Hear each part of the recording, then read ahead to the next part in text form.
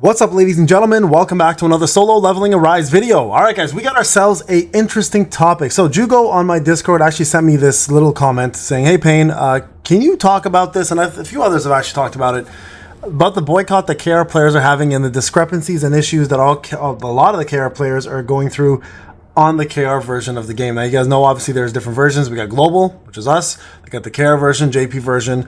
And right now, the Korean players are specifically pissed off.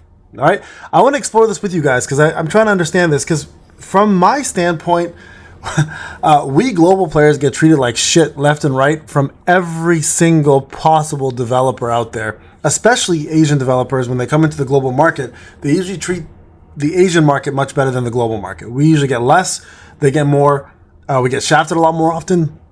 They got a lot more bonuses. This time around, for the first time ever, I've seen a side of Netmarble and a developer that I really like. So for me, this is an interesting concept because I'm very curious to see where the complaints are.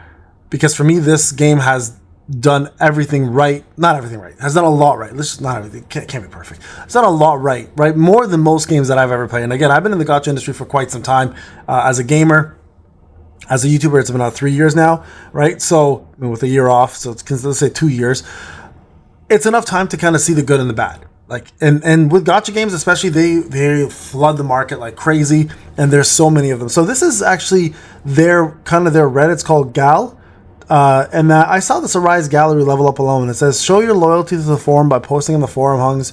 Out of loyalty, Kung Ho, I really asked to focus your firepower on the gallery, guys. Let's go. I've tried to purify it as much as possible with some sensibility of the liberal arts. So if I decided to click here, okay, this actually took me straight to this, and it says, cancel subscription. I'm really disappointed with the response. So this was done on July 16th. This wasn't too long ago. This is 2 days ago. All right. I'm going to read this out to you guys, and I'm curious to know from the community's point of view. And there's no right or wrong answer, guys. I'm not going to defend. I'm not going to dispute. You guys do whatever you need to say. This is an open video for you guys to kind of vent your frustrations or defend, right? Your call. And I'm going to give my take on this, because I don't know if they're doing something different in Korea versus what they're doing global. I believe it's all the same, but I'm curious to see what this post has to say. So you say you're communicating with users by just posting a notice, but you're saying that you're going to post a developer note this Friday and have a live broadcast at the end of the month. As planned, will you sell the paid items first and announce them on Friday? Are you saying that you're going to pre-sell it regardless and see what happens and then announce it on Friday? And what do you mean you're doing a live broadcast as if you're doing a favor? At the end of this month, today's the 16th. This whole thing happened right now. So what? You're going to release things that were confirmed in 2 weeks? Nothing's confirmed right now? Or are you trying to find something to confirm now, even if it's just 2 weeks? Even if it's just for 2 weeks. Although it's not much, as the user who paid millions of won as a true fan of the game, I paid several 100,000 won out of affection. At that level, wouldn't you be able to enjoy various content while playing the game without stress? It's just so blatant that they're only updating paid products step by step.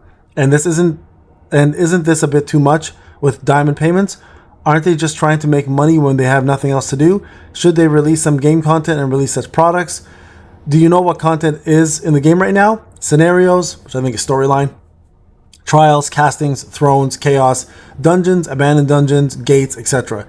You can think of them. There aren't many. And they're just fragmented content with no depth.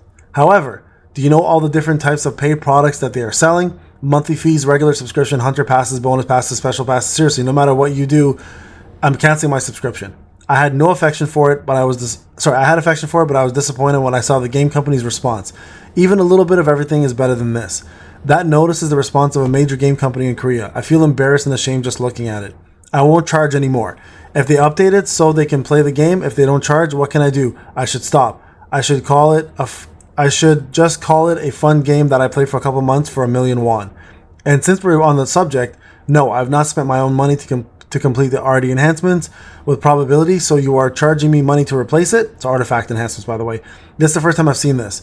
It's not a small business with a hole in the wall, and not only do they sell dozens of apps purchases, but they also collect gold for equipment replacement for users in vicious manner. Is this really the major Korean game company? It seems like you have no thought at all about the content creation or development. What's the point of making a new character and a new weapon? It's useless. Why would you make a few billion for the throne? How long are you going to leave the existing character weapons untouched? Are you going to make balanced patches altogether? What on earth were you thinking when you released SR weapons? Why on earth? What would they be used for? Just tell me honestly, what content is planned for the future that will induce payment? Why do you make me spend gold even without tagging out? When using the palace, it makes you use up diamonds. I think palace is the workshop. And do you also consume gold when changing weapon skills or axes? I was extremely disappointed with the product launch announcement tomorrow. I'm getting more and more frustrated after seeing your company's response to user complaints. I'm so shocked that I'm going on and on, but the point is that I will not spend money in this game anymore. Of course, the game company will not see any profit just because they do not pay, but please keep in mind that in the end, small things come together to create big things. And I have another request. Please stop damaging the original artwork of Naho and Level. I'm really speechless at the hastily made, forced story that makes no sense whatsoever due to the extreme pursuit of profit by the gaming company. Very deep. Very deep. And you can see a couple of responses here. You got a couple people who totally agree here. You stupid Netmarble kids who don't complain that are releasing character with such performance and asking for in-game money. Rather than thinking about how you make a more fun game, they'll just put candy in your mouth and then how about how you make money. And they'll probably praise the employees who also come out with new and interesting tricks. I also started working with Love of the Original, so I spent money on it, but I'm sick of this kind of nonsense. You see, a lot of people are upset. These are all Korean players. Every word is correct. Netbar will take note. I agree. I can't remember how many paid products were added in the 2 months since opening. It's really crazy. Seriously, this guy's situation is my situation. This guy's heart is my heart. You guys can see here, a lot of people are, in fact, giving out the same response. Okay? So, my take on this. I'm going to be real with you guys. I'm going to be completely candid and open. I agree with a lot of what's being said here. I agree that Netmarble has brought out a lot of pay-to-win options. A lot of packages have come out that are pay-to-win packages. On the flip side, Netmarble has also catered to a lot of free-to-play players. That's real. Let's be honest about it. They've given us free summer boxes. Yeah, the loot was random, but some of you guys got 50 pulls. Some of us got 4. Hey, it's free loot. They've given us codes. They've given content creators the ability to give their community codes. They're bringing out modes that allow us to farm essence stones every week. So, as much as I agree with this, and I'm not going to white knight Netmarble. Again, I have no stake in Netmarble. I give 2 shits about Netmarble, to be honest with you. No offense, Netmarble, if you're watching this. He is correct. The gameplay is very stagnant at the moment. It is. But there's a roadmap for a reason, right? The roadmap is to produce more content in a mattered time. Because if you don't release things in a scheduled format, what you get is everything up front, people beating the game, people getting bored and quitting anyways. It's a business, right? It's a business. You have to release things at a certain point in time. This is why it's called the release schedule, all right? Do I agree with the fact that he's upset that he spent money because he adored the game and now he's upset? Sure. But this is why I always say spend responsibly, right? As a content creator for like myself, spending on this makes sense. I make money back. As somebody who's not a content creator, spending money on this probably doesn't make sense unless you have a lot of expendable cash. So this is an example here of somebody who spent money on a game because he adored the original work, but the game will never, ever be the original work. People try to live vicariously off of a game to feel that, but you're not going to get that same feeling, right? So in regards to people spending money and then quitting because they're not happy, this is a common practice in all gachas. It's part of the gacha business. It's really one of the reasons why it should be called the gacha, not because of the actual Japanese term, but also because, or Korean term, Japanese or Korean, I don't know which one, but the fact is that they do get you all the time for your love for these IP and these characters. Do I agree that they've brought out a lot of pay-to-win aspects? Absolutely. There's a lot of pay-to-win products, but they are up to you to buy. It has not affected the game in any way, shape, or form at the moment. It hasn't. There's no PvP, right? The leaderboards are pretty much the same because anyone who whales and has dupes of everything, you're going to just end up competing with them. And it also depends on what server you're on. So I don't know how their recent release has really tarnished the Korean player base's point of view on the game. I think a lot of it has to do with Yusu 1 because she kind of came out for the brand new Battlefield of Trials, the fire version of it. She's really, really useful there. Outside of that, she's really not that useful outside of POD, right? I mean, she's a great character. I love her personally, but I don't think she's a bad character. If that's where this is coming from, then I can kind of see their complaint. There is a complaint I have personally. They took away the coupons and made them into diamond coupons, so they kind of force you to buy diamonds now rather than buying a package you're into, right? So if the package costs money, you're not going to get discount. You're going to get discount off of only things that are diamond based. So that's a little bit of a complaint there. Not a big deal. At the end of the day, they don't even have to do that. And because again, most games don't even give you discounts.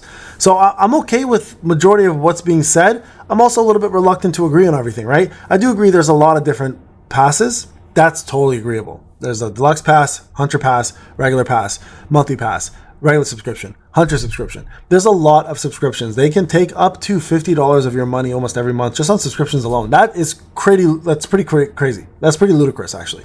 So I do agree there completely on that. Netmarble really needs to rethink this one. But again, on the flip side, for free-to-play players, having all these battle passes with a lot of free prizes, hey, why not? You'll take them, right? So it's kind of like you kind of have to see this from a spender's point of view and a free-to-play player's point of view. I think from a spender's point of view, there's a lot here to complain about because there is a lot of pay-to-win options where they don't need to do that. From a free-to-play player, you don't have to really complain, or you really not much to complain about, in my opinion, outside of maybe some of the content. But from a collectibles point of view, all these free things that you get is free. You're free to play. You're not contributing to the game's success in any way, shape, or form outside of being there, right? Financially, you're not adding money to the pot. I do completely agree about this, though. Okay, this whole artifact enhancement bullshit needs to go. I've been saying this for a while now. For this person to say this is the first time he's seen this, that's BS. Because Smilegate is also a Korean company who made Epic 7, and they actually are notorious for the artifact enhancement, removals, additions, etc. It's crazy on Epic 7, and it's one of the first games that I've seen actually do that. And I was pretty shocked back then, but I got used to it because I love that game. I don't know, guys.